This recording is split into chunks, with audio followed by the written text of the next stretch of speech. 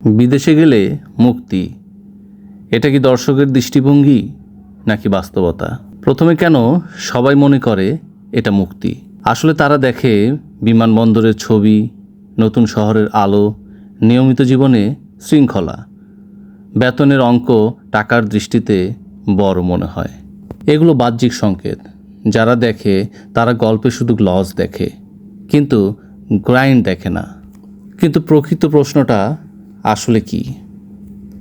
আপনি কি পরিচিত, পরিবেশ, ভাষা, সংস্কৃতি, নেটওয়ার্ক, পরিচয়ের নিরাপত্তা, এসব ত্যাগের মূল্য হিসেব করেছেন? বিদেশ মানে আসলে কি? প্রথমত, শুরু থেকে শূন্য হওয়া।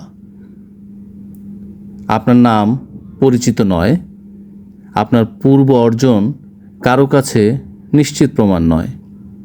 প্রতিটি পদক্ষেপে নিজেকে প্রমাণ করতে হয়। এখানেই ভুলটা হয়। মানুষ ভাবে তারা দেশ পাল্টাচ্ছে, আসলে তারা নিজের পরিচয় রিসেট করছে। আসল বিষয়টা কি? বিদেশ হলো স্বাধীনতা নয়, এটি দ্বিতীয় জীবনের স্টার্ট আপ।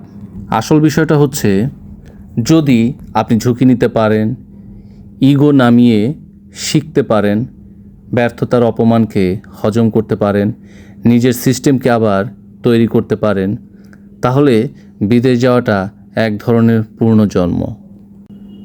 আর যদি আপনি শুধু আর্থিক মুক্তি আশা করেন, স্বয়ংক্রিয় সুখ কল্পনা করেন, মায়ের রান্না, বন্ধু, ভাষা, আবহ এসবকে অবমূল্যায়ন করেন, তাহলে বিদেশ আপনাকে অদৃশ্য মানসিক শূন্যতা দেবে।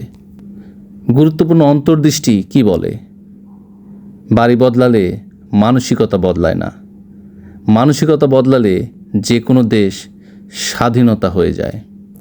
এখন আপনার জন্য দুইটি স্ট্র্যাটেজিক রিফ্লেকশন প্রশ্ন। নিজেকে জিজ্ঞেস করুন, আমি কি পরিচয় হারানোর মূল্য দিতে প্রস্তুত?